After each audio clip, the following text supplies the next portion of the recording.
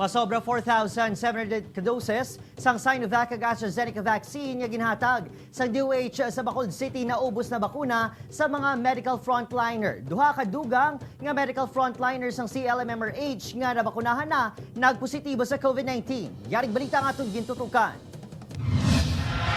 Manog isa na kabulan matapos ang pinakauna nga ceremonial vaccination sa Western Visayas. Ang tatlo ka mga dalagkong containers nga anay puno sa bakuna, isa na lang ginagamit agud taguan sang second dose ng Sinovac para sa HCWs. Ang aton DOH Regional Office gabase lang gid sila, Adrian, sa kung pila ang isubmit namon sa master listing. 4,793 ka mga doktor, nurses, dentista, hospital employees kag BHWs ang nabakunahan.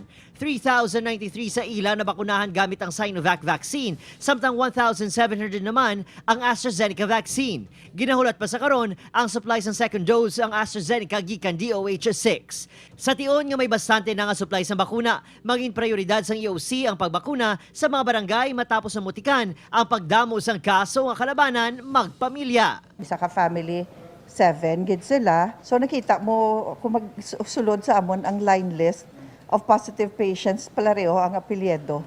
Samtang, ginkumpirma naman ni Dr. Julius Drilon, Chief of Hospitals ng CLMMRH, nga duha pa ka healthcare workers sa ospital nga nabukunahan sa Sinovac vaccine ang nagpositibo sa COVID-19. Isa diring nurse kag isang admin staff.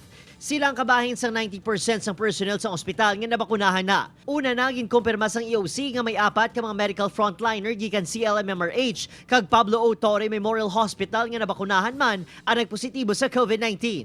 Pag complete natin sa bakuna sa duha ka dose, it will take 2 to 3 weeks after nga makuha tagid ang gina-expect nato nga immune response. Opod, Kirinal Casillo, Adrian Priatos, 1 Western Visayas.